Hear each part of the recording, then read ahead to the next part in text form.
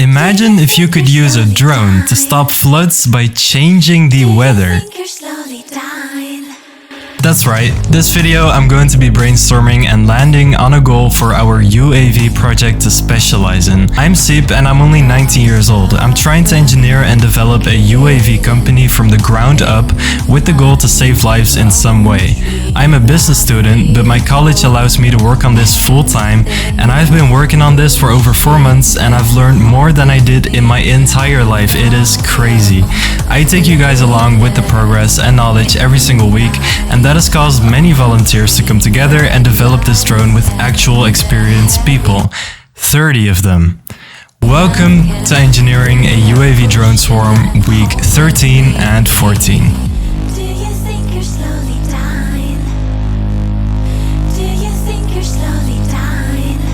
I've been talking to many people in the past days because I'm looking for a first cause for our drone. So yeah, what is the market gonna be? Well, I thought of 1,000 things, ambitious things as well. If you live in the mountains and there's a cloud and you're very prone to floods and it starts raining over here, then this can get flooded. Now, what if you make a drone that basically does the same thing as they do in Dubai, just cloud seeding so that it starts raining here, so that this does not get flooded. So you can literally prevent floods with cloud seeding, technically, but it's quite risky. As you might have seen in Dubai, there was recently a big flood caused by cloud seeding, so it's a bit risky and also very ambitious and definitely not a simple first plan for us to use. I thought of like inspecting train tracks. I even reached out to my local train track company like in my country. And I thought maybe with AI, you can just fly over the train tracks, especially very long ones, and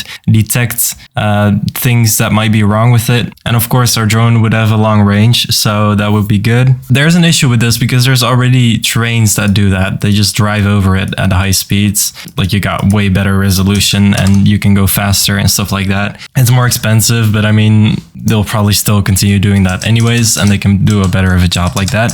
So that's off the table as well. Another idea were those offshore wind parks. They just have a bunch of those turbines in the ocean. I don't know if you've ever seen one. Here in Holland, you have a lot of them. And they're quite far away, so a regular drone could not go all the way over there to inspect it and then still go back. They may already have drones for this, but I read online that usually they just go there with either a helicopter or a vessel to check if they're not like malfunctioning or if they're placed by law correctly and stuff like that. That is still an interesting thing we could do. Another really good idea is an idea in the fan channel, which is great, by the way. Here, it's Fairfax. They're still saying defense is a good thing to go into. It's just morally complex.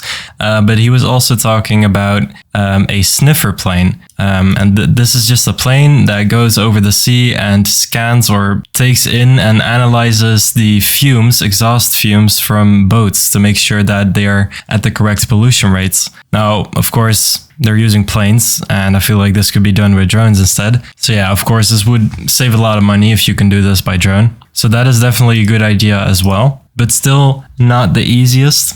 And there's a lot of more other ideas that I had, but I have finally made a decision on what we should start doing. It is simple, it is useful, we can save lives, and I think we can do this rather quickly and get some experience before we can start doing the big boy stuff. Now, on ski slopes like backcountry skiers and stuff, or even hikers, they are usually carrying a RF transmitter or like a beacon. It sends out a signal whenever it's in distress of 457 kilohertz. And then rescuers nearby also have one of these and they can pick up the signal. Now the range of these, it's up to 100 meters. So you need to be lucky that there's any rescuers even around. Now, if there's an avalanche, this person would be covered under the snow, so it would be hard to find. So without this, you're never going to be found. Now, if there are rescuers nearby and they have this thing, they just have to walk around. Like if they're here,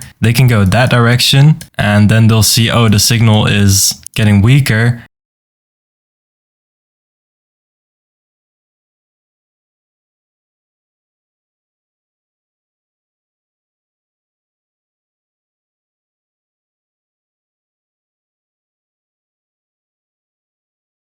the issue is if you're under an avalanche, you're pretty deep in the snow probably, and according to what I saw on Google, you can only survive 18 to 30 minutes under the snow. So these people have to be fast in probably tough areas, like a skiing slope is probably not too easy to get to, and it's full with dangers, of course. So if we can just have a drone to do this for them, that could be a pretty good solution, I would say. You can just send a drone, it will fly over the area selected, or just any area that had or is having an avalanche, and it can just scan for radio signals, and it's higher up in the sky, so it'll receive those a bit better. It would be having swarm capabilities, so that they could just fly in lines and very quickly notice if there is a signal, or they could fly in groups of 3 in a few locations. Now, why 3? And this is a pretty genius idea that I got from Nolan. If it finds a person here with a signal and it picks up that signal, the 3 drones would all have a connection, hopefully, to this point. So you could effectively, in that example, form a triangle around the point and basically instantly know exactly where it is. Well, I don't think that would be in the middle, but it's the same thing that GPS does. Now, I think that could be a game changer, because then you don't have to make a drone fly to the position. But for the very first stage of this drone, we do want to make a drone that just flies to a radio signal, and that way it could still be way faster than rescuers. Now, I also have some ambitious ideas, of course, for this in the future. So first we have stage 1, which would just be a drone that flies to the radio signal. It has a camera to show the people on the ground where the signal leads to and where it is, and so the people on the ground can also figure out the easiest path to go there. And it will have a lamp or light so that the rescuers can easier see where to be and go exactly. And of course it would have GPS and just sends the GPS coordinates to whoever needs it, maybe even a helicopter. I don't know how they do that. If there is any rescuer here watching this right now that knows anything about avalanches and recovering people from them, please get in touch with me, because I really want to know how that goes exactly and what you think about this. So this stage 1 drone would be fairly small. Now, this will allow us to get some experience in building drones and understanding how they work and fly and stuff like that. So with this, we would use a regular flight controller, maybe a Pixhawk, and we would get a companion computer, is what it's called, which can just be a Raspberry Pi Zero. That's basically used to add higher functionality to a regular flight controller. So on that, we can have a radio receiver that can figure out where the signal is and tell the flight controller what direction to go to, and then it can keep doing that. So that should be fairly simple to achieve. This drone would be launched from a catapult, as it's also quite small, so the catapult wouldn't have to be very big. And as we're in the snow, we can just make it belly land on the ground, maybe with some skids like that, I don't know, like Santa Claus. And then off of those skids, it can also be launched so that you still have room here for a camera or something like that. I'm not sure if that's possible though, I didn't ask around, I'm just thinking as we speak. Now, if we have this working, we can move on to stage 2. So this would be a working product, the stage 1 drone. And I would hope that we can actually already start trying this out and using this before we move on to stage 2. For stage 2, we could add advanced technologies like computer vision. Now, with computer vision, we could just fly around at places that we know avalanches can occur and basically automatically detect people that are in a place that would be very dangerous. And then we could fly to them and have a speaker or something tell them to go because of an avalanche. Computer vision can also possibly help with other things, like if someone's missing, we can also do regular search and rescue missions. This would have to be done on a Jetson Nano board probably, because that is like a graphics card, and computer vision, of course, requires a lot of power. So that makes it a bit more expensive, quite a lot more expensive. And this is a bit I'm not sure if this is going to be possible, but I would like to look into ground penetrating radar. This is basically the same as X-ray. You can use radar to look under the ground. Now, of course, this would be a godsend for finding people under a thick layer of snow. Now, like I said, I have not properly done research on this yet, but I know it exists, I know it's possible, and I know it's being done, and it's probably also quite expensive. Then we are moving on to stage 3, which is where it gets even crazier. Recovery payload. Now, that's a bit vague, but hear me out. we can have the drone do everything that we described in the previous stages, but then a lot bigger to carry something, a payload. What would the payload be? Well, what if we can make something like a robot that will just go on the snow? It will use the technologies we know of, like the radio thing and maybe the ground penetrating radar or a temperature sensor, to basically find the missing person that is buried somewhere here. And basically, we could find a way that allows a rather small robot to just plow snow away. Like, you could do plowing, but if it's like, it can be 50 meters thick, the snow, so that could take a long time. It is possible because there's these robots with a screw in the front, and it looks something like, I don't know exactly how to even draw it, but it's something complex like that. And basically it just screws all of the snow and then like eject it at the top or something. That is possible. The issue is the blades. Blades can be sharp, and especially at that speed, and if you're laying there with a broken leg and no oxygen, you don't want your leg even more broken or even worse stuff that I'm not even going to say. So we would either need a thing to stop the blades from turning when it's like at a body or a person, or we just need an entirely different way of doing it. Now, we could make a robot that can do this and basically free the person, or at least give the person oxygen. Now, if we just need oxygen, we could kind of get away with just making a hole near the face, which is also risky at the same time. You also don't want the person to move because they might have injuries that can get worse if you move. So yeah, making a robot for stuff like this would be a very interesting project for some people, I think. Yeah, it's definitely going to be hard to do any of this. That's why it's stage 3. Now, it's also maybe possible to just melt the snow. Now, there is one huge issue that I see with this, and I mean, if the melting thing fails or something, I don't know how we would even make it, but the issue is you melt snow, so it becomes water, and then it becomes ice. So if you just melt anything here and the rescuers come and it's all ice and they'll have struggles digging it up, and because of that the person dies, that would be very bad. So melting seems a bit risky in terms of that. Maybe it is possible though. And it would probably be more compact than making a whole robot, but it's also quite risky because if you reach the person, you don't want to burn the person. So there's some interesting problems there, but to be fair, just look at the big picture. If we could make this work, if we could make a small robot that can basically save a person, or at least give the rescuers more time to get there without the person dying, and we can drop it from a drone that can nearly instantly find an RF signal like the emergency beacon and instantly drop it and instantly save the person, that could be game changing. In the EU alone, 100 people die every year on average from avalanches. That is quite a lot, and I feel like we can make this better. An RF receiver can give a person a 60% chance of getting out of the situation when they are under a avalanche, but 60% is still not much.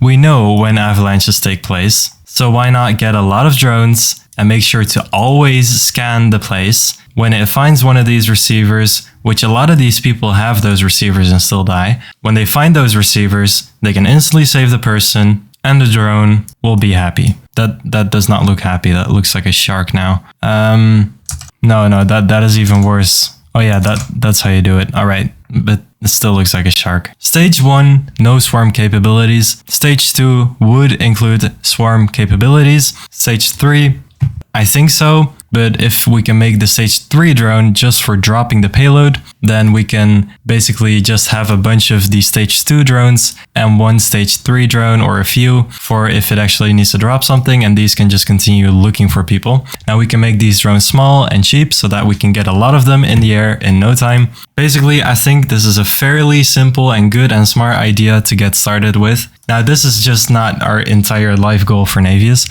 We would like to do even more. Keep in mind, if you make the RF sniffer thingy work, just the stage 1 drone, then you can also use that for other things, like hikers also have the emergency beacons, ships, stuff like that. So with these kinds of drones, you can just do a lot. But I will quit talking so much, okay? So we need to get started somewhere. So, as we learned with all the previous episodes, where do we get started? We make requirements. Now, I already had a quick chat with some people. It needs to be as small as possible because we only need a camera, a light, and a radio thingy. I was hoping we could do under 500 grams, but that would be kind of hard. Maybe 2 kilograms, but we're in testing right now. I would definitely say sub 3 kilograms because, yeah, more than that is just really not necessary. It needs to have a very long flight time. I guess we could get away with 60 minutes, but preferably even more. So just as much as possible. We can aim for 90 minutes, in my opinion. We need a catapult, of course, to launch the drone with.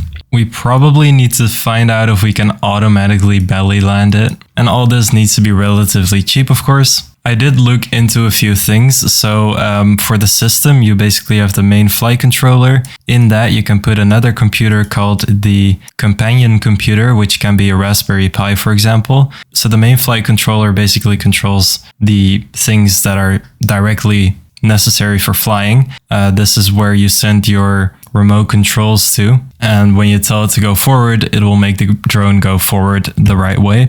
Now, a companion computer is basically the same thing as what a controller can do, but on the companion computer you can add like advanced logic. For example, this is where you would make a computer vision drone work. It can look at this guy that is gesturing the up gesture, I don't know, and then on this companion computer, which would have to be a Jetson Nano for this kind of stuff, can tell, oh, it wants to go up, and it can then tell the flight controller, oh, you have to go up. So that is kind of how you do that. So we want to use an off-the-shelf flight controller. The flight controller will be anything that runs beta flight because I kind of want to use that. I'm pretty sure it's any controller that uses an STM32 chip, but for example, the Pixhawk would be compatible. And the Pixhawk is also very easy to connect the companion computer to, based on just one website I looked at about companion computers today. They gave an example with the Pixhawk, so I at least know that that would work. And for the companion computer, we don't really need that strong of a companion computer because we don't need a camera. We just need a radio receiver that can receive the 457 kilohertz signals. And then it just needs to go to the computer, and the computer just needs to say if it's getting stronger or not. And if it's getting stronger, then go more towards that. So that's fairly simple. So I think we can do that on a Raspberry Pi Zero, which is just a small Raspberry. I don't know how powerful it is, but this is not require much power. So I think this should be enough. It's fairly lightweight. It's like 20 bucks. So that's pretty good. I'm about to go to Sweden in 3 hours, and I'm yet to pack my bag. So I really need to get this video up, and I think I will not go over everything I did, but I will try to go over everything a bit faster, okay? Okay, Cluster started the design of the plane. It is a fairly simple and traditional design. He's making this in NASA's OpenVSP, and we will also be doing a constraint analysis on this soon, as recommended by Jonathan. Jonathan made a custom Python script for the constraint analysis that he is allowing us to use, so that's great. A constraint analysis is basically a way of figuring out the optimal numbers for the wing loading and such based on a target speed or other numbers. I know that's a very vague explanation, but it is too complex to explain in detail for this video when I'm about to go to Sweden. Just subscribe to get to know more about the process of this in the future. As for picking up the radio signals, we are thinking about using 4 antennas so that we can measure the signal strength on each of them and determine if the signal is coming from the right, left, front right, front left, front top right, or front top left. And by combining that data together in code, we should be able to more accurately find the signal. We are also considering putting 2 antennas on a gimbal instead, so we can just spin around until we find the source. This could add complexity, but I feel like it is a better way to do it for our purpose.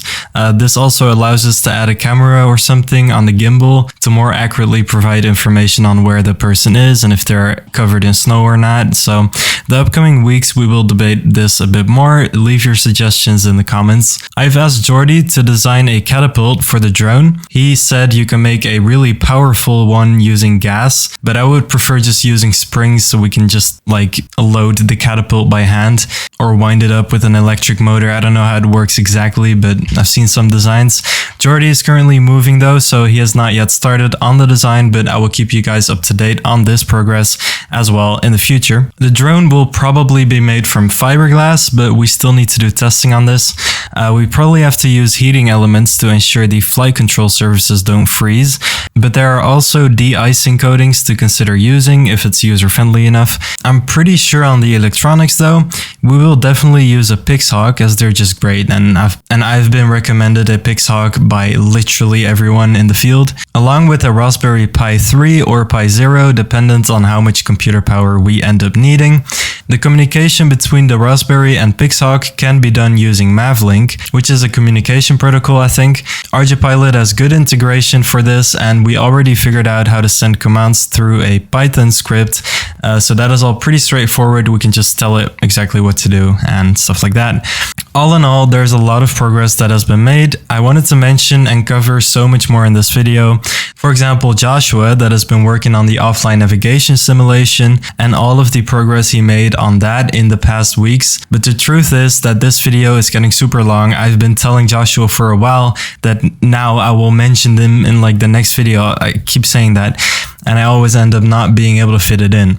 The issue is that this project has so many different things to cover, it is impossible to fit everything in a single video.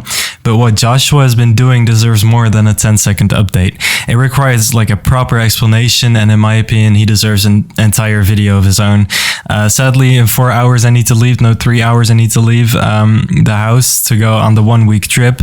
So the next week's video will be combined with the video of the week after that. In that video, I want to properly shine some light on what Joshua is doing, but until then, I'm going to show a brief overview already. If you're new, the plan was to make an offline positioning system that can tell where it is by comparing images from the onboard camera to stored images with an embedded geolocation. Please note that this is a very simplified explanation, and there are many other parts to this to ensure it'll actually work, but I already mentioned that in this video. Like, I hope I did not forget linking it, but if I forgot linking it, I'm sorry.